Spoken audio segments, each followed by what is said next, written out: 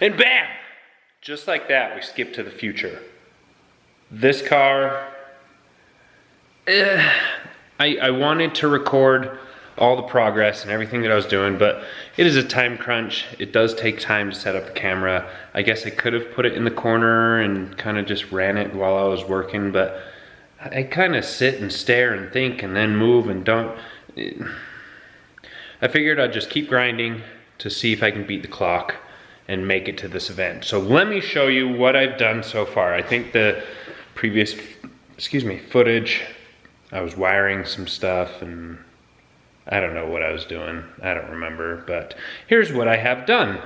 Oh, I was doing the taillights. Yeah, so taillights, I was doing some wiring and I feel like I was doing something in front, but the fuel cell's in, it's all wired, so every pump has its own relay, fuse, and they're going to the battery, which I'm running the line all the way there, and then this is where my battery's gonna be. So I'm just kind of tucking it in, hiding it in the corner. Last year it was just sitting right here. It was kind of ugly, I didn't like it. So I'm trying to hide it as much as possible. So keep it away from the fuel cell so you can look at this and be like, ooh, pretty, and that's just kind of hidden. But if you look right here, that is awesome. I have the other tank as well, but doesn't that look dope? That looks so cool. And the black seat delete down there, like just the contrast in here looks amazing. Oh, and you can kind of see the dash. I am super proud of the dash because before I used the OEM dash and I kind of like integrated some rocker switches and tried to make it look cool, but kind of the old dash that was cracking and rocker switches just kind of shoved into slots. It didn't look very good, not very clean. This dash, I have to hand it to LRB. LRB Speed. They have a bunch of fabricated parts and I've used a bunch of them here. Same thing with Street Faction and Chase Bays. There are so many companies that make custom parts for the 240 or the S chassis platform. But this dash is so pretty and clean. Ooh, I need to plug that hole that I drilled on accident. Anyway, here it is. I'll show you. I'll stop talking about it. So we got, oh, you can see fingerprints. I'm sorry, I've been working on it. But nice satin black. Well, I had it powder coated. It comes like a raw steel, but powder coated satin black. But you have the BTI 7-inch gauge. I have my little switches to go up and down on the headlights so you can do a nice little winky. Those buttons I don't have assigned to anything yet. That button is going to be my horn. Let's see. Oh, blinker. Look, I actually have a blinker switch. Before I had it as a button on this side and a button on that side, and you had to like click it on and then click it off. This is like your normal turn signal. I love it. And then we got the ARC touchpad, which is what I had before. I've added a few extra things. I need to label this one, that one's the purge. Purge for that. And then this is kind of cool. I'm excited to finish this up. But I got a nice little kicker head unit because I'm gonna have a sound system in here. Yeah, a sound system. So I'm gonna have 2 subwoofers and then 4 speakers. Just something simple. Play some tunes while riding in this car. I think it'd be fun. And then last but not least, a little momentary button. That is our anti-lag. You know me, you gotta have the anti-lag. You can't go without. It's just the fun part. Oh, what I'm super proud of is this steering column is a custom-made steering column. I had to make that custom plate to put in the wall, and that little black piece, that swivel piece. And then when you come to the outside, don't worry, I'll touch on this stuff in a second. And there's a custom plate on that side that I welded together. And then you got your custom steering column right into the steering rack. So pretty. Oh yeah, so here's the engine bay. I got the master cylinders in, the fuel regulator, just a few little touches. Everything's wired up. I got the headlights in. Got these little Wally or Baymax looking headlights, some horns, and the hood. So I'm working on the hood. I'm working on the body right now. So, which the hood turned out amazing with that little carbon accent showing. But I'm trying to get fitment. It's probably gonna be a little janky for SIV, but that's because I don't have time to make adjustments. Maybe, who knows, we'll see. But I'm fitting up the wide body. I got that on there. I got the side skirt on, and then I got the rear installed. Oh, by the way, I got glass. It's like a regular car again, glass. Anyway, so super wide here. I got all the suspension in there. So the coilovers, the beautiful coilovers. I have that reservoir that's kind of falling down that I don't know where to mount that. So that'll be interesting. But we got the axles in, so it's kind of dark. Anyway, I got the axles in. So axles are in, hub's in, bearings inside the hub. Like everything is fitting up. The only thing I need to do is I need a spacer because I kind of mocked up those wheels while building this, and they didn't clear the brakes. If you guys remember, I have very large brakes going on the rear. 4-piston brakes, not normal. Those wheels are made to clear, I think, the 2-piston Z32 calipers, because that's the standard swap that people do. But those are the calipers, 2 for the front, 4 for the rears. And then I started working on this suspension setup here just to see clearance of the front wheels, because I don't know how these loaner wheels are gonna work. I have these 3-piece Meisters. They're on loan. I think I've mentioned that before. Rob over at Cage Kits, Ultra Tight Cage Kits, lent me his Meisters, which was very nice of him. The front actually looked like it fit really well. The rear, since I'm using a fairly large spacer, I'm kind of worried. But we'll see. I've got my welder out because I almost gave up on Frankie. I almost gave up. This happened yesterday, last night. I was fitting the not the quarter panels, the front fenders.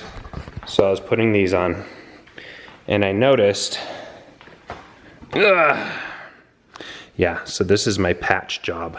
And then I have a little seam sealer. It looks messy, but once I paint it, it'll look good. But this, as you can see, lays right up against my little cutout. Well, when I put it on, this corner of the body was sticking out like that far. So it was actually pushing my fender out. So I had to cut that entire corner off and then weld a piece to patch it up.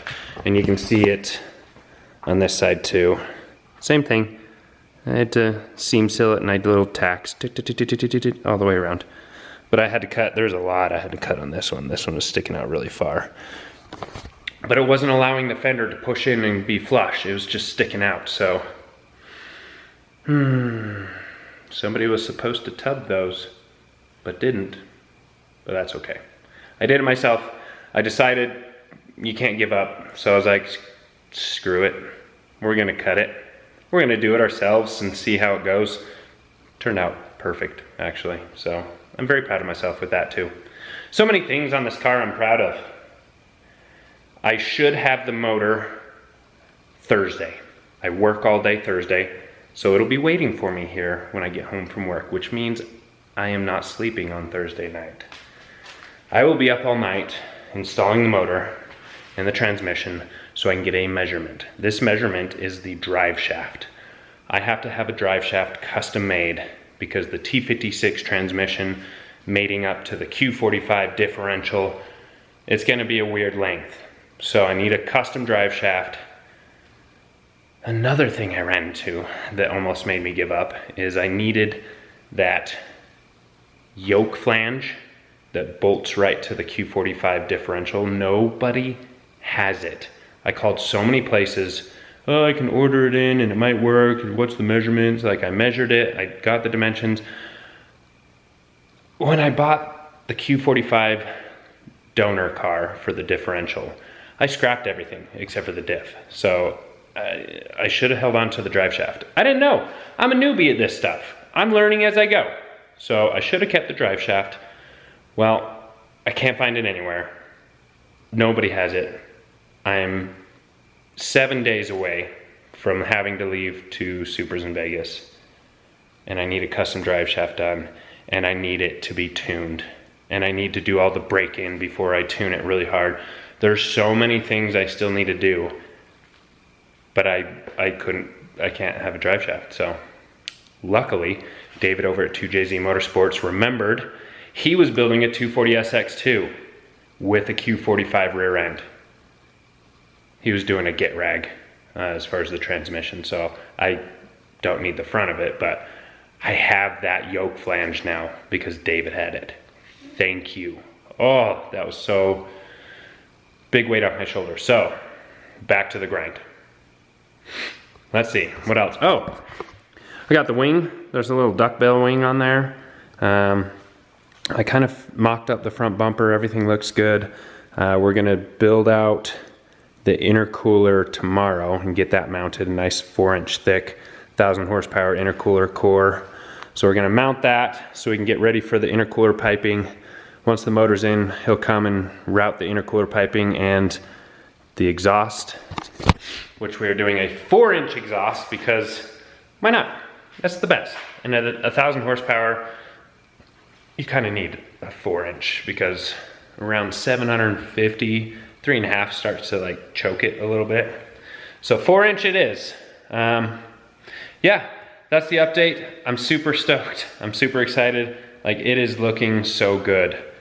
I can't wait. I just need these rear wheels to fit. That is the last thing I'm worried about. If I have to run the car without a rear fender because the wheels stick out too far, so be it. I'm gonna make it. We're gonna look funky, but we're gonna be there. So hopefully you guys enjoy what you see. The car looks fantastic. I love this angle, looking at the fuel cell and then the NOS and that dash that I'm just oh so proud of. And of course the taillights, this like green, black, and then purple accent theme. Beautiful. With the time crunch, all the fabricated stuff is not gonna go to powder coating before SIV because that wouldn't work. So it will be a little mismatched in the engine bay. There are gonna be a lot of piping that's kind of raw. So that's okay. I'll get everything coated once I get home from SIV. And the tube front end is supposed to be coated too. I was gonna powder coat the tube front end black, so.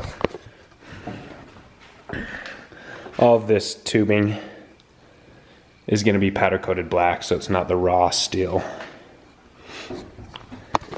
So that'll look amazing too. Anyway, that's it. I keep rambling and talking. I just wanted to give you an update. Once I get the motor in, I'll record some of that too. Again, I apologize, I'm not recording every single detail, but I am staying up till 3 a.m. every night, sometimes 4, and I have to get up at 7 for work. So it's been rough. I've had to take a couple days and just crash. But I'll give you guys updates as much as I can. If you like the build so far, if you like Frankie Frankenstein, please smash that thumbs up, hit the follow button, subscribe. Once this is done, we're gonna run it on the track. We're gonna take it to SIV and see how it can compare to some of those big boy Toyota Supra builds. We'll see what people think. So I will see you guys in the next one. Thank you so much for watching.